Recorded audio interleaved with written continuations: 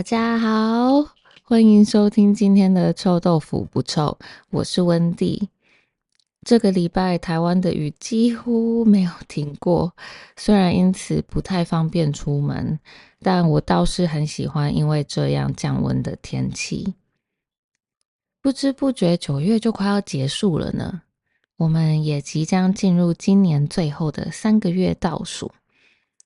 不知道大家有没有在年初时立下新年计划，却到现在都还没有实行呢？不管是充实自我、学习新技能、培养健康的运动习惯，还是计划一趟长途旅行，今年还有3个月，大家不如趁这段时间一起努力实践那些还未实现的目标吧。那说到这里，今天我们就要来聊聊一个大家既熟悉又充满矛盾的话题——旅行。我的话，虽然大部分的时间比起在外面跑来跑去，我更喜欢待在家里，但一直重复同样的日常，也会让脑袋变得狭隘，想象力被局限。虽然向往旅行的浪漫，然而当我真的踏上旅程的时候，却发现自己经常开始怀念家里的舒适感，是不是很矛盾？那么大家对旅行有什么样的看法呢？会和我一样矛盾吗？开头先浅浅的聊了一下旅行的意义，但是在更深入之前，我们先来轻松的聊聊旅行的习惯吧。你们是会做详细计划的人，还是像我一样更享受随性探索的乐趣呢？我不太擅长，也不喜欢做详细的旅行规划。比起把早中晚的行程安排得满满的，我更享受随心所欲探索一个地方。有些人认为旅行是难得的机会，应该要充分把握。特别是在台湾啊，上班族的假期其实不是很弹性，和欧洲的职场很不一样。所以一旦有机会旅行，就会希望把所有的景点、餐厅都排进行程表，绝对不能错过任何精彩的部分。但对我来说，这样的旅行反而会给我压力。原本应该是放松的旅程，却变得像是一场需要破关的任务。之前在网络上看到有人将旅行规划做成精致的手册，每天的活动、每个小时的行程，甚至交通工具的搭乘方式和博物馆的参观路线都安排的好详细。我那时候看到觉得哇，真的真心佩服他们的细心，但也同时觉得啊，好累啊，这样的旅行。虽然我也认同事前做些基本功课是有必要的，比如说订好饭店、搞清楚交通方式、了解当地文化，但在这些准备工作完成后，我更喜欢让一切随心而动，看看旅程会带来什么惊喜啊！除了行程的安排，我前阵子也发现每个人打包行李的习惯也都不一样。不知道你们都是怎么打包的呢？我的话是能带越少东西越好。之前去美国2个礼拜，我只带了一个小小的登机箱。幸运的是，那个时候刚好是夏天，所以衣服并不会占太多空间。化妆包的话，我也只带了基本的防晒乳、遮瑕膏和粉底，再加上卸妆纸巾。然后，因为我的头发是直短发，所以也不需要特别的打理。对我来说，带太多行李会让行动不便，反而降低旅行的灵活度。我就是喜欢轻便的上路。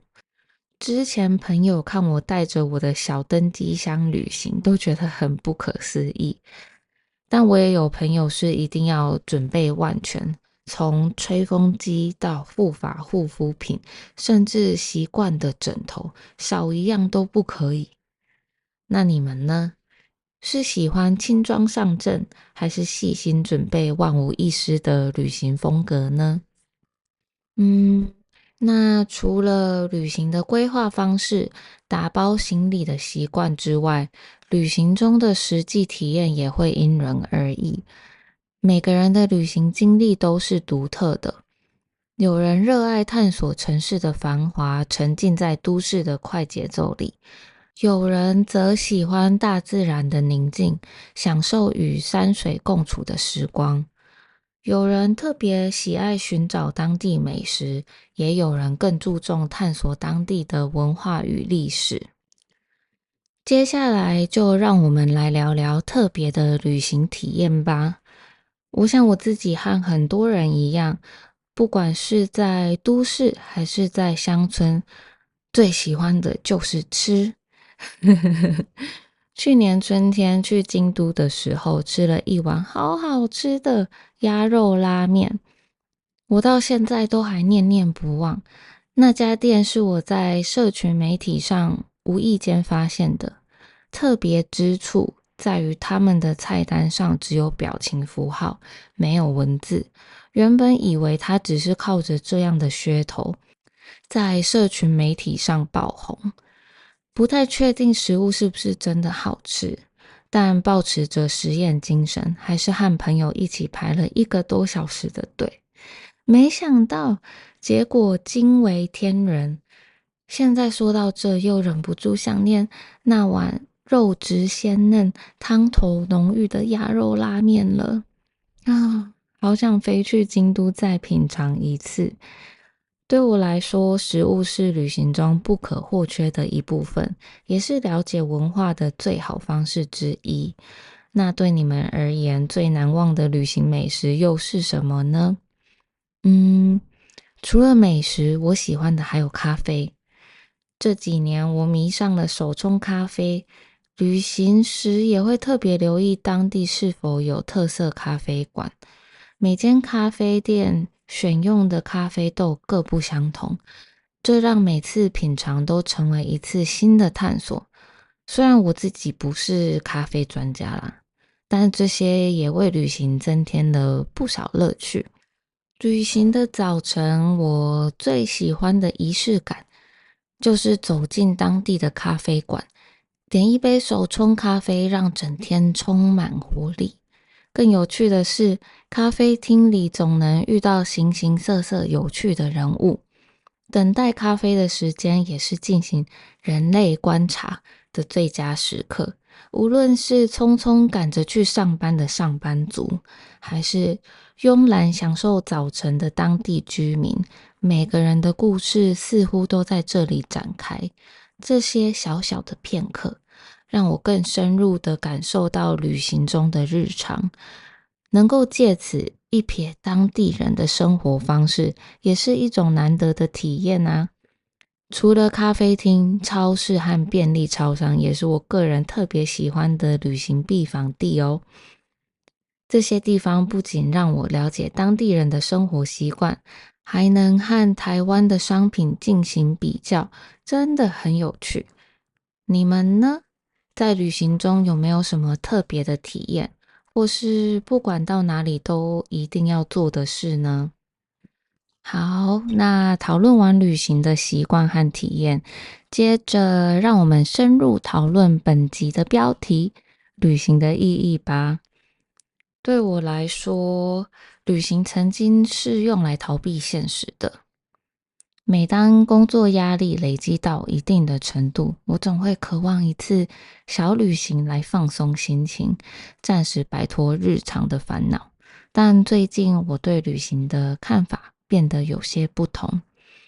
探讨旅行的意义，让我想到陈绮贞在2004年发行的歌曲《旅行的意义》。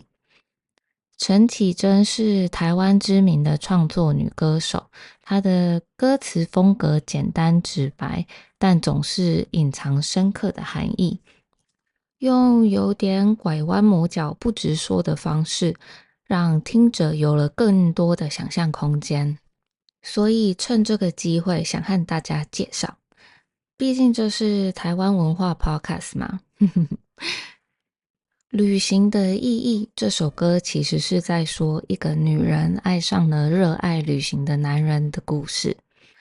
歌词中，她对她的旅行带着一丝埋怨，质疑为何她总是不断的出发，能够欣赏世界的美景，却说不出口对她的爱意。整首歌旅行的意义其实和离开的原因紧密相连。当女人反复询问男人旅行的意义到底是什么的时候，其实就是在质疑对方为什么不停选择离开自己。在一次的访问中，陈绮贞她也提到，旅行的意义想要诉说的主题就是离开。虽然看似是被留下的人在抱怨，但他更想传达的其实是每个人都有离开的权利。嗯，这样直接说出来有点不好意思，但我自己也爱上一位热爱旅行的男人。现在重听这首歌，突然觉得能更深刻的理解其中的含义。但与歌词中的埋怨不同，我认为我们彼此都是自由的。比起纠结于谁先离开，我想旅行反而让我们的关系更具深度。当他一次次离开，当然我也会感到失落和不解，但随着时间，我逐渐明白这是他自我探索的一部分，也促使我去重新审视我们的关系。每次看他出发，我反而期待他回来后分享那些他所见过的美景与故事。在这样模糊的关系中，我也在学习，学习如何放下对彼此的依赖和执着，欣赏这段关系中所包含的信任和支持。因此，对我来说，旅行的意义不再只是逃避，是自由，也是成长的契机。哎呦，突然间变成某种爱情告白，我觉得很不好意思。那么，旅行对于你们来说又有什么样的意义呢？是逃避现实，还是探索新的世界？又或是一种自我成长的方式呢？大家可以好好的思考一下。那在节目接近尾声之前，想先问问大家，最近一次的旅行是去了哪里？下一次又想去哪里呢？我最近的一次旅行是在3月底，当时我回台湾，还没有打算搬回来。趁那次回国，我进行了一趟为期2周的环岛旅行。最让我印象深刻的是太鲁阁的景色。虽然小时候也曾经去过，但这次的感受完全不同。站在太鲁阁的悬崖峭壁下，我突然间觉得自己渺小的像颗灰尘。那些卡在我心中自认为重大的烦恼，也瞬间显得微不足道。大自然的力量让我深感敬畏，而那一刻，我也感觉自己被疗愈了。至于下一次的旅行，我还没有具体的计划，但冲绳和曼谷都是我很想去的地方。不过，比起目的地，我更想挑战自己，尝试独自旅行。我其实从来没有一个人旅行过，就是大家在网络上常常说的独旅。但直觉告诉我，这将是一个充满惊喜与成长的经历。说完我的故事，我也很想听听你们的，在留言区分享你们的旅行经历或下一个计划吧。然后在结束之前，对于台湾音乐有兴趣的朋友，我会把陈绮贞的旅行的意义连结放在下方，强烈推荐大家去听听看哦。旅行或许是逃避，也可能是成长。最重要的是，它让我们在陌生的土地上找回自己内心的答案。那么，你的下一段旅程又会为你带来什么启发呢？好了，这次这次真的要跟大家说再见了。以上是今天的臭豆腐不臭，我是温蒂，那我们下次再见喽，拜。